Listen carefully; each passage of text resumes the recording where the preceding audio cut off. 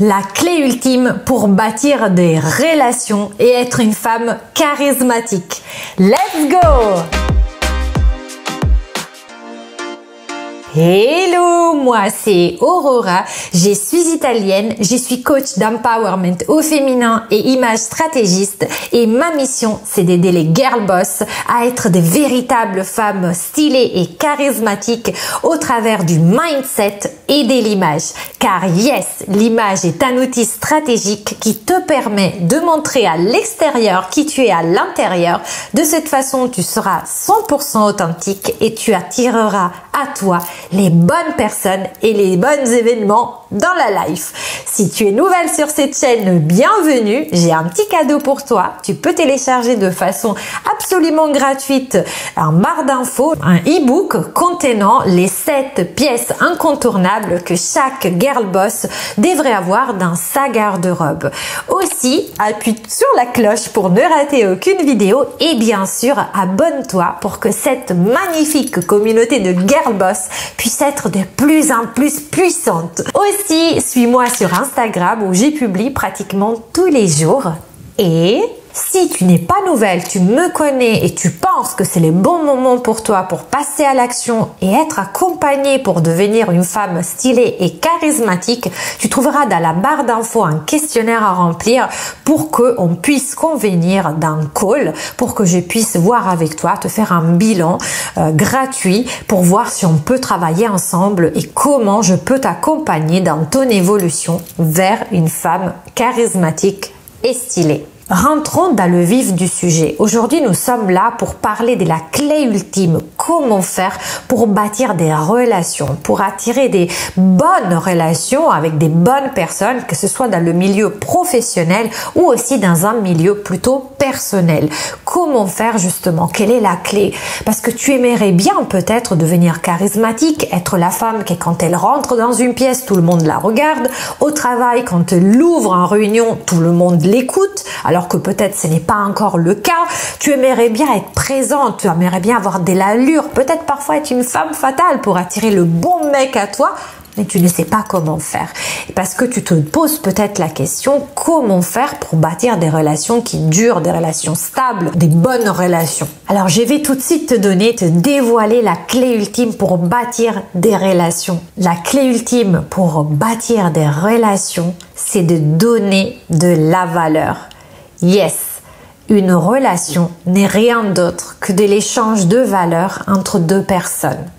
Donc, tant qu'il y a un intérêt commun, tant qu'il y a des échanges de valeurs qui peuvent se faire, et cet échange de valeurs peut prendre la forme tout simplement d'une conversation autour d'intérêts communs, ça peut être le fait de partager, que ce soit sur les réseaux sociaux, mais même dans la vraie vie, des choses qu'on aimerait bien donner à l'autre, justement parce qu'on sait qu'on a des choses en commun qui lui feraient plaisir. Par exemple, je sais pas, on est passionnés toutes les deux de cuisine et on a envie de trouver une copine, en fait on a une copine, on va lui envoyer une recette. Vous voyez ce qu'on dit quand on dit caring, sharing is caring. Donc ça veut dire partager, c'est quelque part avoir care, c'est se préoccuper de l'autre.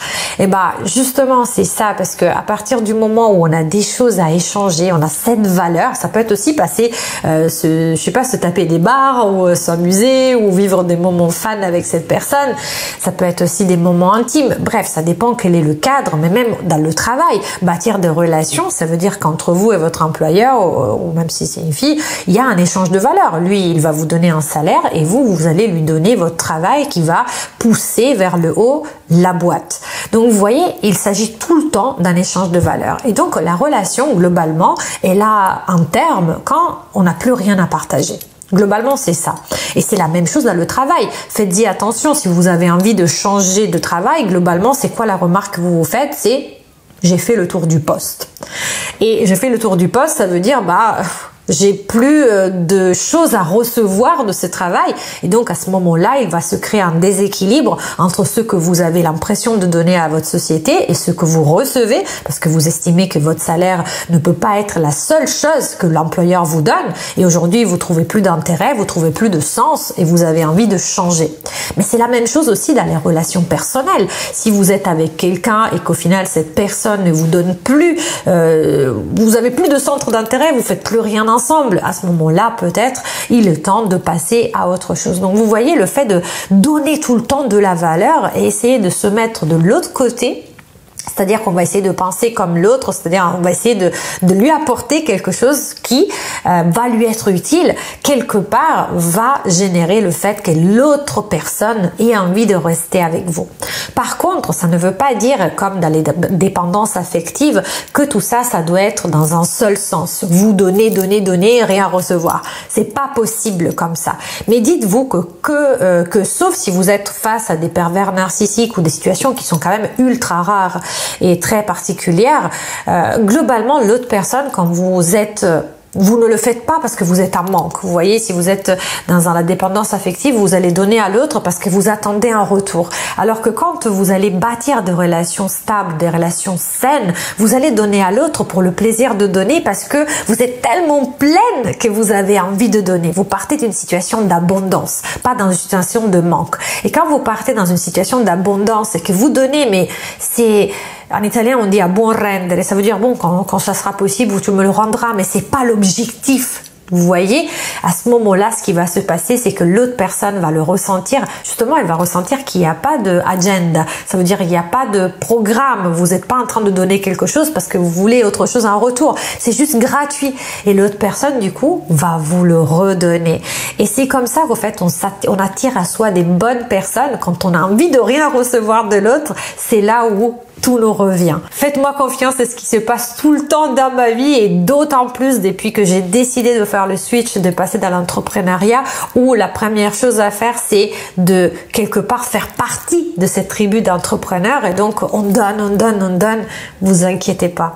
Il y a plein de gens qui sont prêts à vous redonner le truc du moment où vous ne donnez pas pour recevoir. C'est vraiment un état de mindset. Il faut jamais partir dans une situation de manque parce que quand vous faites quelque chose parce que vous voulez quelque chose en retour, vous avez beaucoup de chances d'être déçu de ce retour.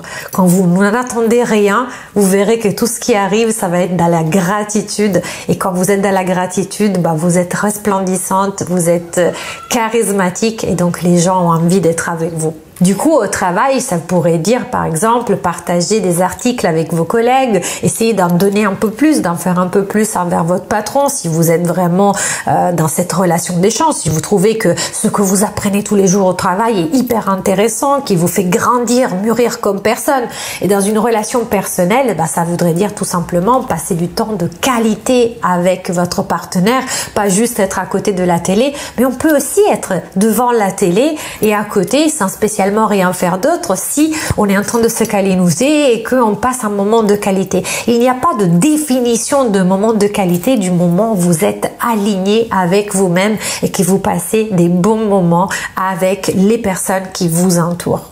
Mais la seule chose que j'ai à vous dire, mettez quand même des barrières, posez vos limites parce que l'idée, c'est pas parce que vous êtes dans un mode ultra positif où vous voulez donner aux autres de vous faire exploiter. Donc quand vous sentez que la situation se déséquilibre, à ce moment-là, vous remettez une couche dans la poser les limites. Je vous laisse ici la vidéo parce que c'est une vidéo que j'ai faite sur comment dire non, qui est essentielle pour justement avoir du charisme. Et là, vous posez vos limites, mais vous êtes toujours dans votre situation de tranquillité. Vous n'êtes pas dans une situation où vous en voulez à l'autre personne.